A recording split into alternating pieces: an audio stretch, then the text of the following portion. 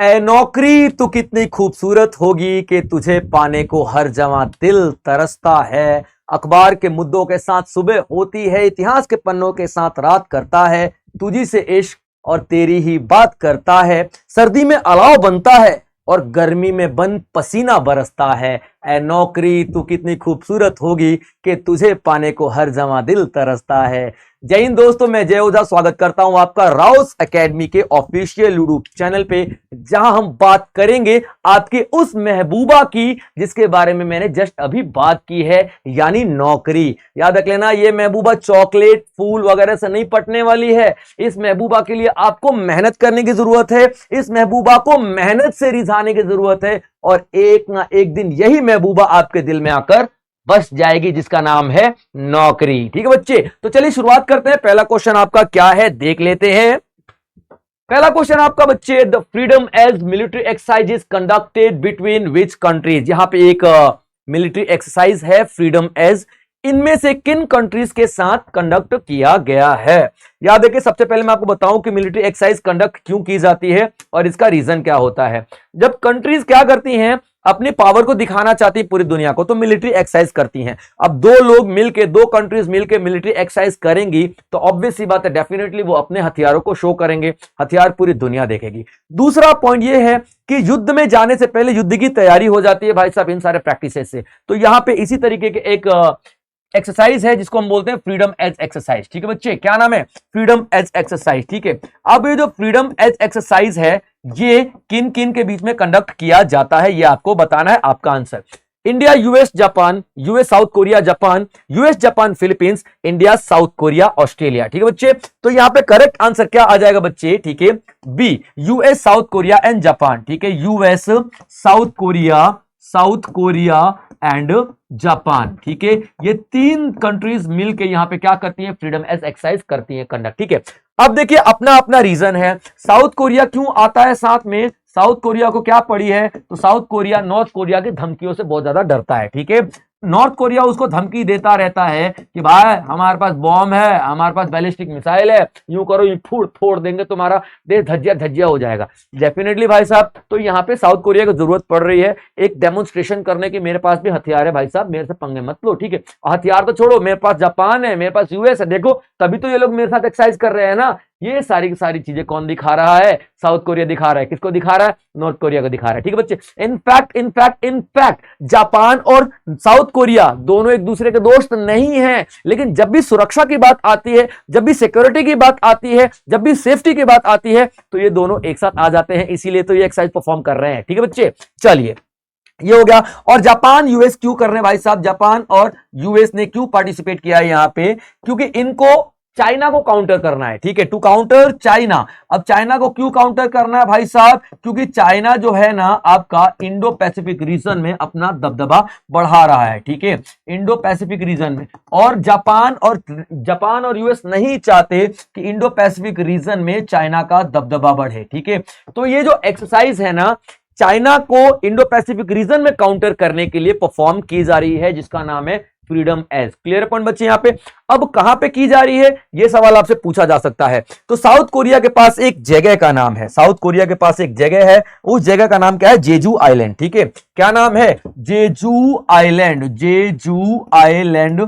ठीक है, उस जगह का नाम है। ठीक है बच्चे, याद रखना। तो जेजू आइलैंड में कंडक्ट किया जा रहा है एक्सरसाइज फ्रीडम एज, जिसमें तीन देश पार्टिसिपेट कर रहे हैं। यूएस कर रहा है, जापान कर रहा है और साउथ कोरिया कर रहा है, और इन तीनों के अपने खुद के अलग अलग मकसद हैं। ठीक है बच्चे, तो ये था आपका आज का क्वेश्चन। आगे देखते हैं इसमें और क्या आपके लिए आते हैं नेक्स्ट क्वेश्चन में। Prime minister Modi inaugurated the interim terminal of which airport in Bihar in September 2025। प्रधानमंत्री ने सितंबर 2025 में बिहार की किस हवाई अड्डे के अंतरिम टर्मिनल का उद्घाटन किया है? अंतरिम टर्मिनल यानी इंटरिम टर्मिनल। अब इंटरिम टर्मिनल क्या है सर? ठीक है, तो देखिए इंटरिम टर्मिनल का मतलब क्या होता है? टेम्परेरी। ठीक है, क्या है ये? टेम्परेरी। जिस तरीके से आपकी गवर्नमेंट बनी थी ना, ठीक है, कौन सी वाली? एंटरिम गवर्नमेंट, उसको हम लोग एंटरिम गवर्नमेंट ही तो कहते थे, वो टेम्परेरी ही तो थी जो कॉन्स्टिट्यूंट असेंबली ने बनाई थी। तो एंटरिम का मतलब होता है टेम्पररी, ठीक है। तो प्रधानमंत्री कहां पे पहुंच गए हैं? बिहार के पूर्णिया में पहुंच गए हैं। कहां पे पहुंच गए हैं? बिहार के पूर्णिया में ये पहुंच गए हैं, ठीक है। और क्या करने के लिए? वहां पे एक एयरफोर्स स्टेशन है। क्या है? एयरफोर्स स्टेशन है, ठीक है, याद रख लेना, एयरफोर्स स्टेशन है, ठीक है, पूर्णिया का। एयरफोर्स स्टेशन का मतलब जहां पे एयरफोर्स होती है, यहां पे प्राइवेट चीजें नहीं जाती हैं। लेकिन अभी प्रधानमंत्री नरेंद्र मोदी ने क्या बोला है? ठीक है, नहीं नहीं, यहां पे प्राइवेट चीजें जाएंगी, इसको सिविल कॉन्क्लेव बना दो। क्या बना दो? सिविल कॉन्क्लेव बना दो। अब ये सिविल कॉन्क्लेव क्या होता है सर? ठीक है, अब देखिए पूर्णिया का खुद का एयरपोर्ट नहीं है, ठीक है, पूर्णिया का खुद का एयरपोर्ट नहीं है और एयरपोर्ट बनाना था तो प्रधान, अब देखो सबसे बड़ी बात, इलेक्शन हो रहा है यार, ठीक है, तो हर एक बिहार में इलेक्शन आ रहा है तो हर एक पार्टी अपना कुछ ना कुछ तो बोलेगी ना कि भाई हम बिहार को ये करवा देंगे, बिहार को वो करवा देंगे, ऐसा करवा देंगे, वैसा करवा देंगे। करवाएंगे ऐसा कुछ भी नहीं है, ठीक है, और करवाएंगे भी तो इलेक्शन के पहले तक करवाएंगे और इलेक्शन के बाद सब कुछ भूल जाएंगे। तो पूर्णिया में एयरपोर्ट तो है नहीं, लेकिन एयरपोर्ट बनाना है, एयरपोर्ट बनाने में टाइम लगेगा, पैसा लगेगा। तो नरेंद्र मोदी ने क्या किया, वहां पे जो एयरफोर्स स्टेशन था उसी का एक कोना दे दिया कि चलो भैया यहां से आप लोग फ्लाइट ले जाया करो। उसे हम लोग क्या बोलते हैं? सिविल कॉन्क्लेव बोलते हैं। यानी कि ये एयरफोर्स स्टेशन है ना भाई, यहां से सिविल फ्लाइट तो जा नहीं सकती है, इंडिगो जो आपका एयर इंडिया वगैरह जा नहीं सकती है, लेकिन यहाँ पे पीएम नरेंद्र मोदी ने उद्घाटन कर दिया है किसका? सिविल कॉन्क्लेव का। कहां पे? Air force station. एयरफोर्स स्टेशन किस चीज का? तो बिहार के पूर्णिया का, ठीक है बच्चे, और उद्घाटन किया है और अब यहां से सिविल फ्लाइट्स भी जाया करेंगी। तो जो पहली फ्लाइट थी आपका कहां से कहां तक गई थी ये आपको बताना है। पूर्णिया से लेकर के कोलकाता तक पहली फ्लाइट का उद्घाटन किया गया है, यानी कि पहली फ्लाइट इस तरीके से यहां से रवाना हो चुकी है, ठीक है बच्चे। तो ये आपका एयरफोर्स स्टेशन प्रॉपर नहीं है, लेकिन हाँ यहां पे कुछ शुरुआत तो जरूर किया गया है। क्लियर पॉइंट बच्चे यहां पे? चलिए, अच्छा अब यहां पे गए तो है उद्घाटन करने के लिए, लेकिन और भी प्रोग्राम उन्होंने अटेंड किए हैं, जिसमें आपको बताना है पीर पैंती। क्या नाम है? एक प्रोग्राम है पीर पैंती। अभी पीर पैंती क्या है? पीर पैंती क्या है? पीर पैंती बच्चे भागलपुर में एक थर्मल पावर प्लांट लगा रहे हैं, ठीक है, भागलपुर में, भागलपुर बिहार के एक क्या है ये? थर्मल पावर प्लांट लगाया है, ठीक है, थर्मल पावर प्लांट किसने लगाया है? यहाँ पे नरेंद्र मोदी ने पैसा दिया, लगाया कहा है 25,000 करोड़ दिए हुए। क्लियर पॉइंट यहाँ पे। और टोटल प्रोजेक्ट का कितना है? 36,000 करोड़ टोटल प्रोजेक्ट का दिया गया है, जिसमें से आपका पीर पैंती थर्मल पावर प्लांट जो है भागलपुर का, वो कितना, उसको कितना दिया गया? 25,000 करोड़ का। अच्छा, बिहार में एक नदी है, आप लोगों ने सुना होगा, कोसी, ठीक है, कोसी और मेची, कोसी और मेची नदी है ना, ठीक है, उसको लिंक करने की परियोजना भी यहां पे बनाई गई है, ठीक है। कोसी क्या है? कोसी नदी और मेची नदी, ठीक है, इन दोनों को लिंक करने की परियोजना भी यहां पे बनाई गई है, प्रोजेक्ट बनाया गया है। तो जो नरेंद्र मोदी गए हैं यहां पे, तो ये सारे काम वहां पे करके आए हैं। नाम याद रखना, पूर्णिया का नाम जरूर आप लोग याद रखना, ठीक है। सिविल कॉन्क्लेव बनाया गया, प्रॉपर एयरपोर्ट नहीं है, ठीक है, और ये एंटरिम है, यानी कि अभी ट्रायल बेसिस पे किया गया, सक्सेसफुल रहेगा तो आगे इसको कर दिया जाएगा, बढ़ा दिया जाएगा, ठीक है।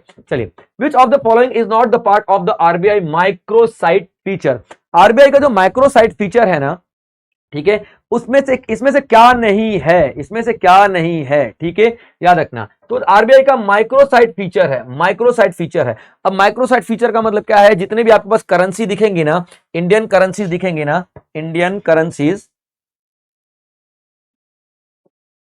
याद रखना, इंडियन करेंसी नोट्स दिखेंगी, ठीक है, करेंसी नोट्स दिखेंगी, उसमें एक चीज लिखी रहेगी अब, ठीक है, क्या लिखा रहेगा? Indian currency, Indian currency dot RBI, ठीक है, .org.in, ठीक है, ये एक माइक्रो साइट लिखी रहेगी अब हर एक इंडियन करेंसी पे, नोट के ऊपर।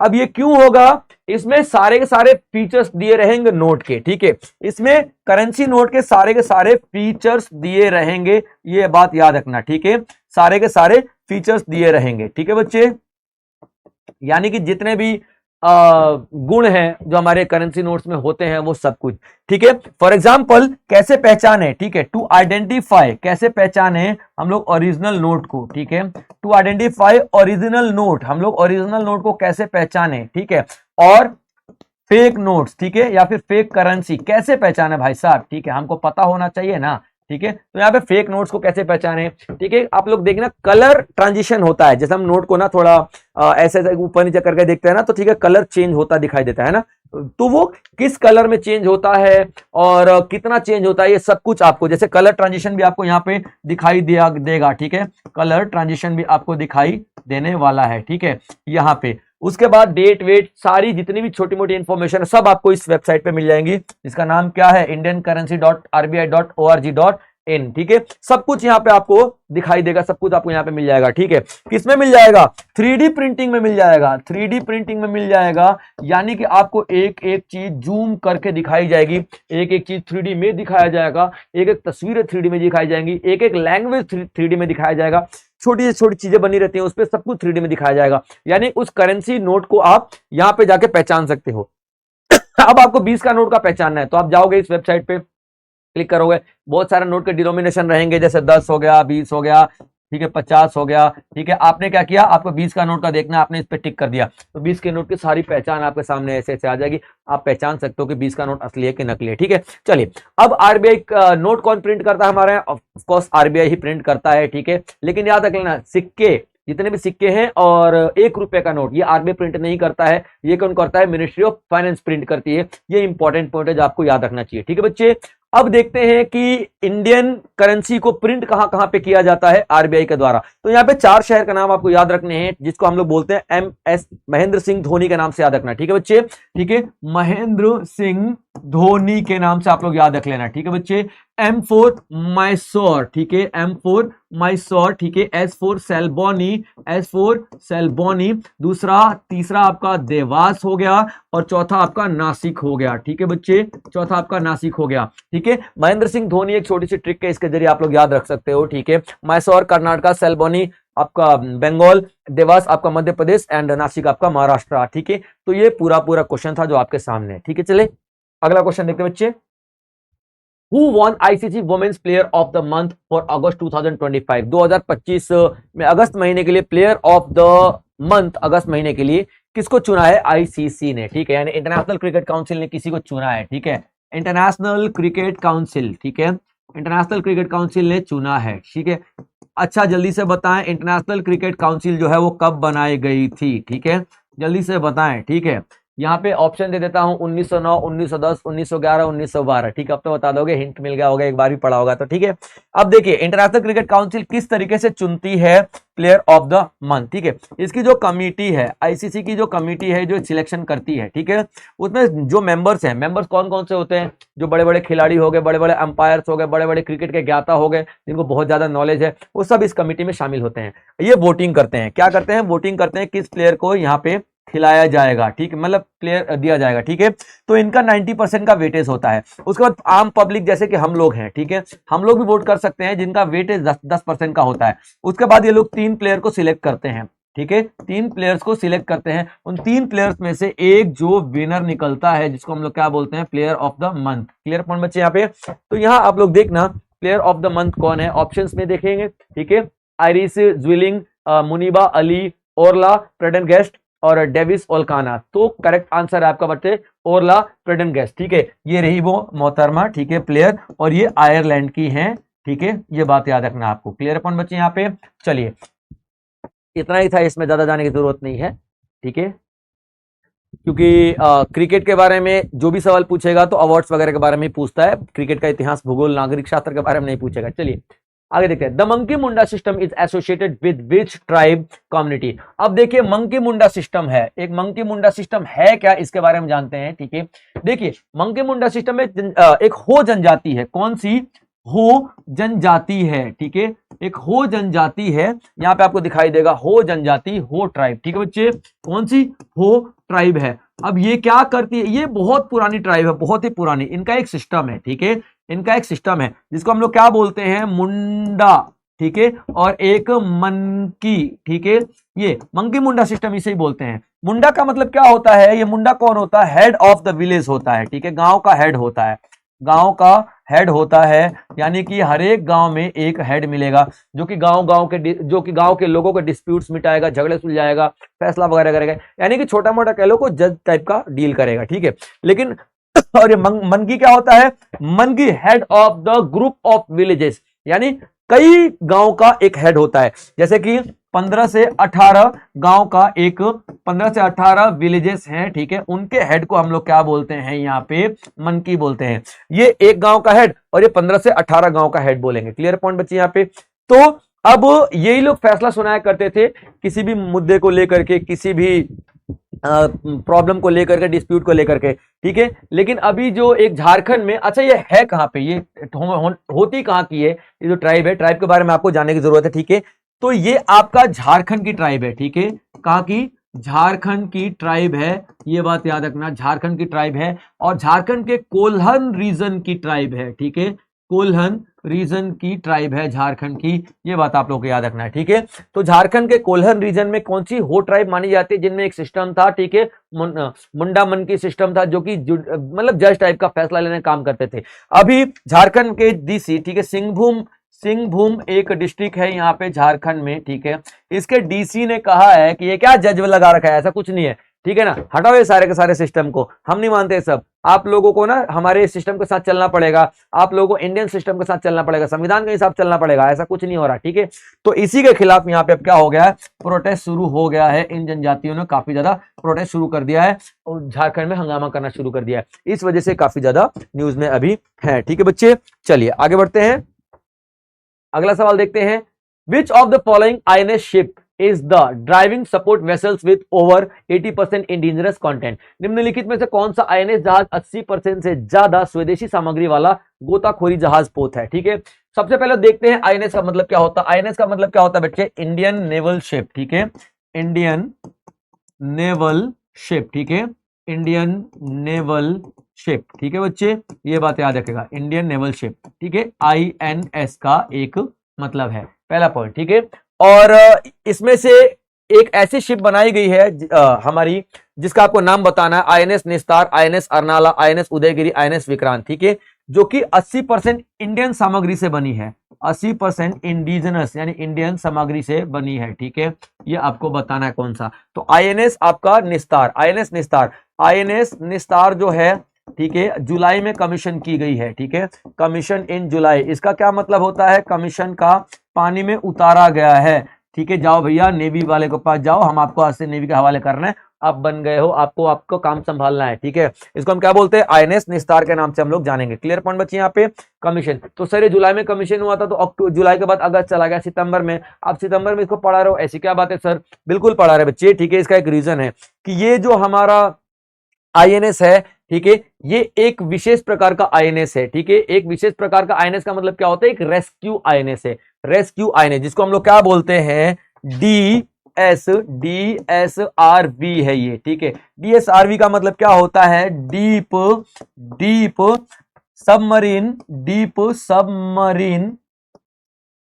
रेस्क्यू व्हीकल, ठीक है, रेस्क्यू व्हीकल, ठीक है। अब ये इसका क्या मतलब होता है, डीप सबमरीन रेस्क्यू व्हीकल का, कि ये डीप जा सकता है पानी में, ठीक है, कितना 650 मीटर गहराई में पानी में जा करके क्या करके ला सकता है, रेस्क्यू व्हीकल है, तो रेस्क्यू करके ला सकता है हमारे फंसे हुए जवानों को, हमारी फंसी हुई शिप्स को 650 मीटर जमीन में, समुद्र तल में जा सकता है भाई साहब, ठीक है। इतनी इसकी पावर, इतनी इसकी शक्ति है, ठीक है। ये अब ये प्रेजेंट में न्यूज में क्यों है, क्योंकि सिंगापुर में एक एक्सरसाइज हो रही है, ठीक है, सिंगापुर में एक एक्सरसाइज हो रही है, एक्सरसाइज पैसिफिक रीच 2025। एक्सरसाइज का नाम क्या है, सिंगापुर में एक एक्सरसाइज हो रही है, ठीक है, एक्सरसाइज पैसिफिक रीच, ठीक है, पैसिफिक रीच 2025 कहां पे हो रही है, सिंगापुर में हो रही है, ये बात याद रख लेना, ठीक है। सिंगापुर, अच्छा सिंगापुर में कहां पे हो रही है, ठीक है, चांगी नेवल बेस, सिंगापुर में, ठीक है, सिंगापुर के कहां पे हो रही है, चांगी नेवल बेस में हो रही है, ठीक है। एक एक्सरसाइज हो रही है और इस एक्सरसाइज में कितने कंट्रीज पार्टिसिपेट कर रही हैं, 40+ कंट्रीज पार्टिसिपेट कर रही है, ठीक है, याद रख लेना। और ये नेवल बेस पे हो रहा है, तो जाहिर सी बात है 40 से ज्यादा देश यहाँ पे अपनी नेवी भेजने वाले हैं, ठीक है। नेवी की एक्सरसाइज है ये, और नेवी में भी कौन सी किस तरीके के एक्सरसाइज है, रेस्क्यू ऑपरेशंस करवाए जाएंगे यहाँ पे। कौन से ऑपरेशंस, रेस्क्यू ऑपरेशंस करवाए जाएंगे। रेस्क्यू का मतलब क्या हो रहा है, ठीक है, बचाना। तो ये एक ड्रिल हो रही है, एक प्रैक्टिस हो रहा है, 40 देश एक साथ मिलकर कर रहे हैं कि अगर हमारे जवान हमारे शिप कहीं फंस जाए तो हमको उनको कैसे बचाना है। इस तरीके की ड्रिल की जा रही है, एक प्रैक्टिस की जा रही है, और 40+ कंट्रीज यहाँ पे अवेलेबल आपको दिखाई देने वाली हैं, ठीक है बच्चे। तो इसमें हमारा आईएनएस निस्तार पार्टिसिपेट करने गया है, ठीक है।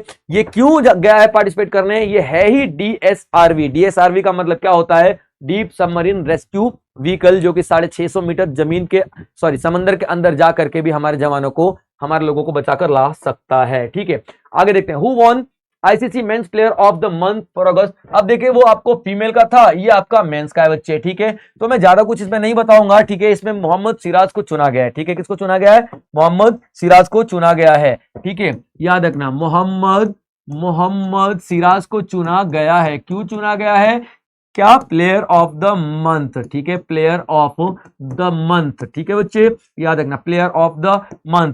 अगस्त की बात कर रहा हूं मैं, ठीक है, अगस्त 2025 के लिए चुना गया है, ठीक है। सिलेक्शन प्रोसेस वही है, ठीक है। आईसीसी क्या करेगी, कमिटी, आईसीसी की जो एक्सपर्ट्स की कमिटी है, ठीक है, वो 90% का वेटेज रखेगी और पब्लिक 10% का वेटेज रखेंगी, ठीक है। और इसमें वोटिंग हो जाएगा, वोटिंग में जो जीतेगा, जो प्लेयर जीतेगा, ठीक है, वो ये अवार्ड जीतेगा। टॉप 3 प्लेयर्स इलेक्ट किए जाते हैं पहले, ठीक है। यानी कि नॉमिनेशन 3 प्लेयर्स की आती है, और नॉमिनेशन में से एक जो होता है वो आपका विनर बन जाता है। तो अभी जो हमारे विनर्स कौन है, हमारे सिराज साहब है, मोहम्मद सिराज विनर है, ठीक है। चलिए नेक्स्ट क्वेश्चन देखते हैं, अगला क्या है आपके लिए। Who was sworn as the 10th Chief Justice of the Manipur High Court on September, यानी कि सितंबर में मणिपुर हाई कोर्ट की अगर हम बात कर रहे हैं, ठीक है, तो 10वें चीफ जस्टिस ऑफ मणिपुर के रूप में किसे चुना गया है, ठीक है, 15 अगस्त 2025 को। ये आपको बताना है बच्चे। तो अभी देखिए, सबसे पहले मणिपुर की हम बात कर लेते हैं, ठीक है, मणिपुर, ठीक है बच्चे, ठीक है, मणिपुर। कौन सा मणिपुर का 10th chief justice of Manipur बनाए गए हैं, ठीक है। किनको बनाया गया है, तो जस्टिस एम सुंदर को बनाया गया है, ठीक है, जस्टिस एम सुंदर को बनाया गया है, याद रखना, एम सुंदर को बनाया गया है। और जो एम सुंदर साहब हैं, ठीक है, ये क्यों इंपॉर्टेंट है, ऐसा क्या इनमें मतलब ऐसा क्या देखा गया है, तो इनकी जो छवि है बहुत ही ज्यादा साफ सुथरी रही है। और इसके पहले मद्रास के जज थे, ठीक है, क्या, chief justice of Madras high court, ठीक है, मद्रास हाई कोर्ट, जो अभी चेन्नई है आज की डेट में, ठीक है, ये रह चुके हैं। तो यानी अभी chief justice of Madras high court थे और मणिपुर के 10वें चीफ जस्टिस के रूप में बन गए हैं, ठीक है बच्चे, ये पॉइंट याद रखना। अब ये जजेस की इलेक्शन होती कैसी है, तो एक कॉलेजियम सिस्टम होता है, ठीक है, कॉलेजियम सिस्टम होता है, याद रखना। कॉलेजियम सिस्टम क्या होता है, ठीक है, एक अगर सुप्रीम कोर्ट के जज की अपॉइंटमेंट हो रही है तो एक चीफ जस्टिस ऑफ इंडिया रहेगा प्लस 4 अदर जजेस रहेंगे, यानी 5 लोगों की ग्रुप रहेगा। और अगर हाई कोर्ट की बात कर लेते हैं तो एक आपका चीफ जस्टिस रहेगा, ठीक है, और प्लस 2 अदर जजेस रहते हैं, याद रख लेना, ठीक है। यानी कि अगर हम बात करते हैं कॉलेजियम सिस्टम में, कॉलेजियम सिस्टम ही जजेस की अपॉइंटमेंट करता है, चाहे वो हाई कोर्ट की हो चाहे वो सुप्रीम कोर्ट की हो, ठीक है। हाई कोर्ट के मामले में तीन जो मेंबर्स की बॉडी होती है कॉलेजियम सिस्टम, और एक चीफ जस्टिस होता है और 2 अदर जजेस होते हैं। लेकिन सुप्रीम कोर्ट के मामले की बात करें तो 5 हो जाते हैं, यानी कि 4 अदर जजेस और एक सुप्रीम कोर्ट का जज आपका दिखाई देने वाला है यहाँ पे, ठीक है। 2 आर्टिकल यहाँ पे हम लोग पढ़ने वाले हैं। 2 आर्टिकल कौन कौन से रहने वाले हैं, एक आर्टिकल 124, ठीक है, एक आर्टिकल 124 जो हाई कोर्ट के जजेस को डील करता है, ठीक है, हाई कोर्ट के जजेस को डील करता है, याद रखना, ठीक है, हाई कोर्ट के जजेस को डील करेगा, ठीक है।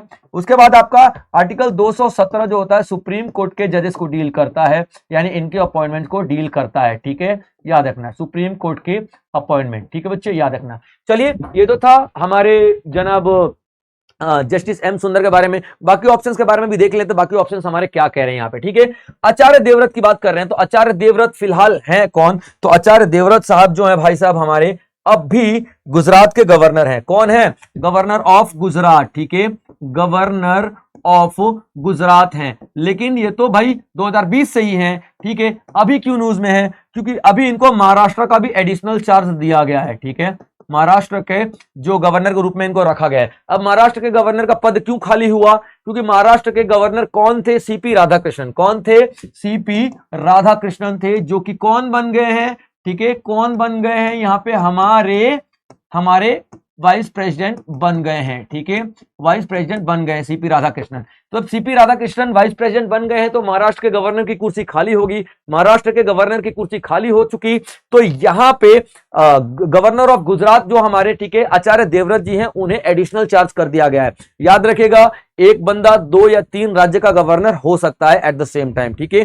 तो अभी ये गुजरात और महाराष्ट्र के दोनों के गवर्नर रहने वाले हैं। ठीक है बच्चे, चलिए ये तो हो गया अमित खरे। अमित खरे साहब कौन है, जब भी कोई वाइस प्रेसिडेंट बनता है ना तो उसको क्या दिया जाता है, एक सेक्रेटरी दी जाती है। ठीक है, एक सेक्रेटरी। तो अभी सीपी राधाकृष्णन के क्या है, ये सेक्रेटरी है। ठीक है, याद रखना, सेक्रेटरी अपॉइंट किया गया है सीपी राधाकृष्णन का। रिसेंट अपॉइंटमेंट है क्योंकि सीपी राधाकृष्णन जस्ट अभी भी वाइस प्रेसिडेंट बने हैं, तो अभी इनकी रिसेंट अपॉइंटमेंट यही कहलाती है। ठीक है बच्चे, लास्ट ऑप्शन देख लेते हैं। ठीक है, विशाखा मूल्य। विशाखा मूल्य कौन है, तो विशाखा मूल्य आदित्य बिरला कैपिटल ग्रुप। ठीक है, आदित्य बिरला कैपिटल ग्रुप, याद रखना, आदित्य बिरला कैपिटल ग्रुप। ठीक है, कैपिटल ग्रुप याद रखिए। ठीक है, आदित्य बिरला कैपिटल ग्रुप की हम बात कर लेते हैं बच्चे। ठीक है, तो आदित्य बिरला कैपिटल ग्रुप की सीईओ और एमडी हैं। ठीक है, तो it's all about the question who was स्worn in as the 10th chief justice of India, sorry not India, of Manipur high court. ठीक है बच्चे,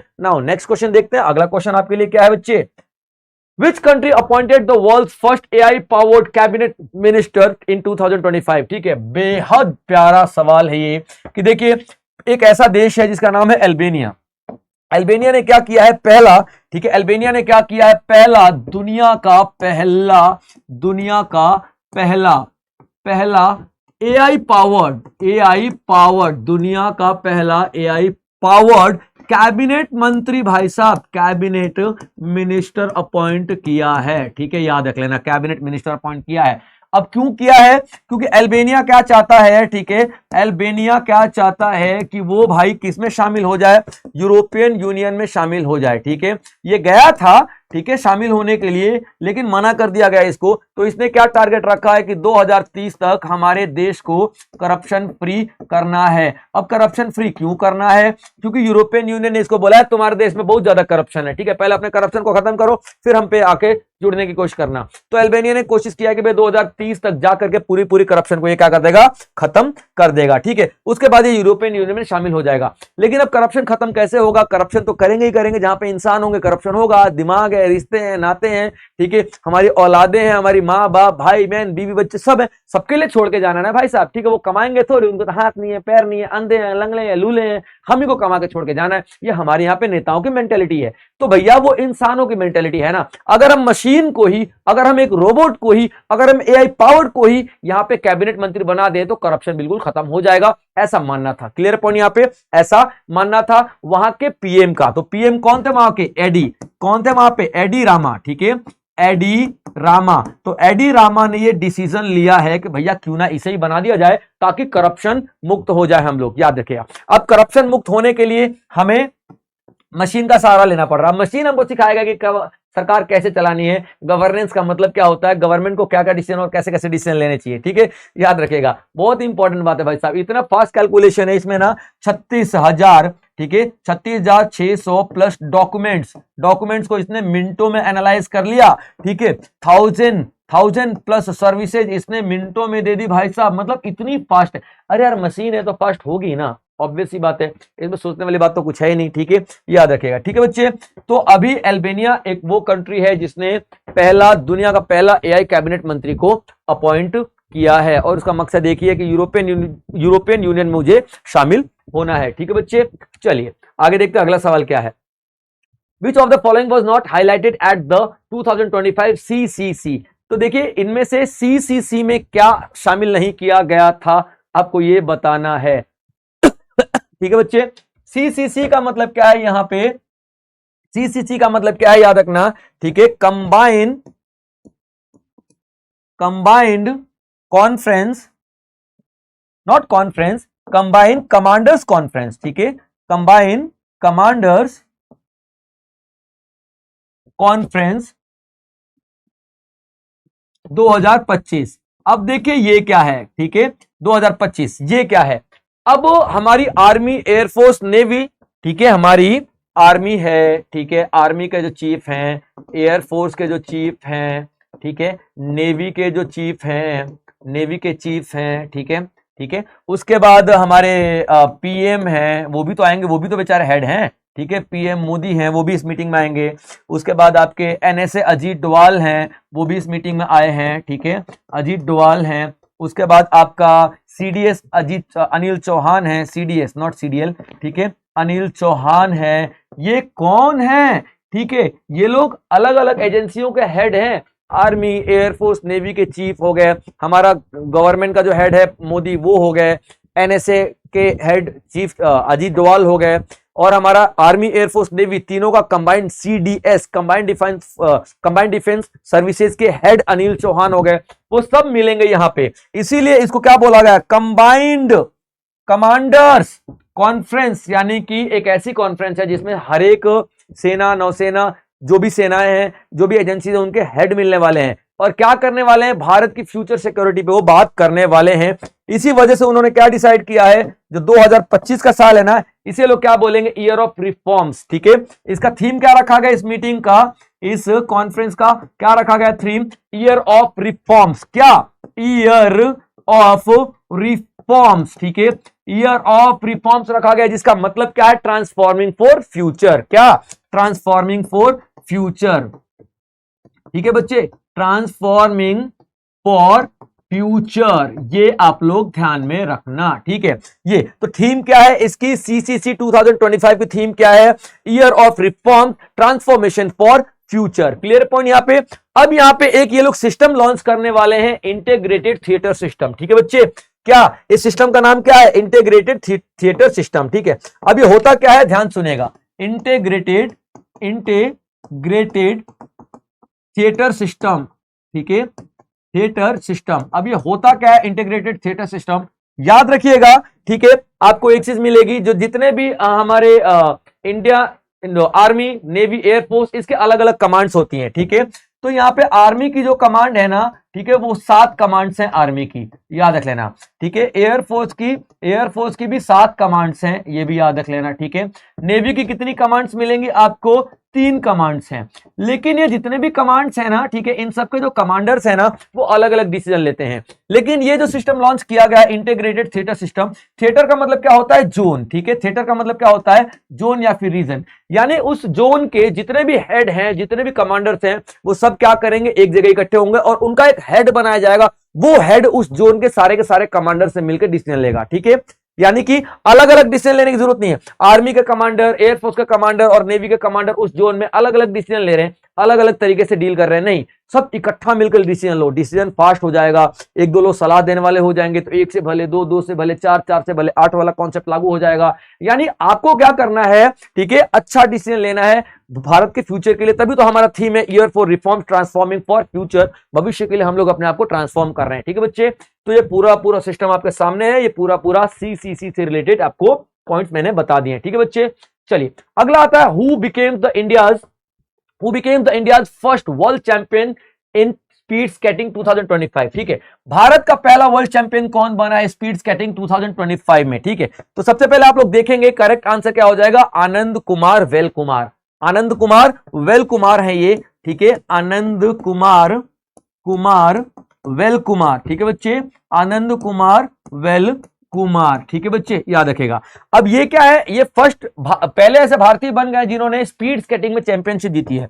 किसमें? Speed skating. अब स्पीड स्केटिंग क्या होती है, ठीक है, तो बर्फ पे होती है स्केटिंग, और बहुत ही स्पीड बर्फ पे तो आप फिसलो, आप लुढ़क के निकल जाओ पता नहीं कहां, ठीक है। वो तो खैर स्केटिंग है, पहिए लगे हुए जूतों में, तो पता नहीं कितनी स्पीड्स होगी यहाँ पे, ठीक है। तो यहाँ पे स्पीड स्केटिंग किया जा रहा है। और स्पीड स्केटिंग स्पीड स्केटिंग कौन लागू करवाता है भाई? कौन करवाता है? याद रखना, इंटरनेशनल स्केटिंग यूनियन, ठीक है। इंटरनेशनल स्केटिंग यूनियन, ठीक है बच्चे, स्केटिंग यूनियन नाम है, ठीक है, इंटरनेशनल स्केटिंग यूनियन, याद रखिएगा। और ये 1892 में बनाया गया था, 1892 में बनाया गया था। और ये चैंपियनशिप शुरू की थी ना इसने, वर्ल्ड लेवल वाली, ठीक है, चैंपियनशिप शुरू की थी इसने, तो ये कब की थी? 1893 में, 1 साल बाद ही शुरू कर दिया था, ठीक है। और इसी में कौन जीता? यहाँ पे आनंद कुमार साहब यहाँ पे जीते हैं, ये आपको याद रखना पड़ेगा, ठीक है बच्चे। Clear point? कोई डाउट हो तो आप बता सकते हो, ठीक है। वैसे तो कोई डाउट आ भी जाना चाहिए, नहीं भी आना चाहिए, आपके ऊपर बच्चे यहाँ पे, ठीक है। चलिए, जो भी डाउट हो आप लोग पूछ सकते हो मुझसे। तो ये याद रख लेना, ये एक तरीके की स्पीड स्केटिंग है जो कि आइस के ऊपर किया जाता है, और स्केटिंग को आज की डेट में बहुत ज्यादा बढ़ावा दिया जा रहा है। आप लोग देखना स्पोर्ट्स के मैटर में इसको किस तरीके से बढ़ावा मिल रही है, हवा मिल रहा है, ठीक है बच्चे। तो इसमें ज्यादा कुछ पढ़ने की जरूरत नहीं है, ये मैंने आपको बता दिया कब शुरुआत किया गया था, कौन ऑर्गेनाइज करता है, ठीक है। और यहां पे ये आनंद कुमार वेल कुमार साहब जो है फर्स्ट चैंपियन बने हैं, ठीक है बच्चे। चलिए अब देखते हैं आगे आपके लिए क्या आएगा, ठीक है बच्चे। आगे आपके लिए कुछ नहीं आने वाला क्योंकि सेशन खत्म हो रहा है बच्चे, ठीक है। और आई होप आप लोगों ने एंजॉय किया होगा, आप लोगों ने एनर्जी मैंने कूद कूद के भरी होगी अपने अंदर, आप लोगों ने छोटे छोटे प्यारे प्यारे नोट्स बनाए होंगे, क्योंकि यही नोट्स आपके अंत समय में क्या बनने वाले हैं, बेहतर साथी बेहतर दोस्त बनने वाले हैं, ठीक है बच्चे। तो मिलेंगे अगले सेशन में, तब तक आप लोग अपना ध्यान रखेंगे। जय हिंद।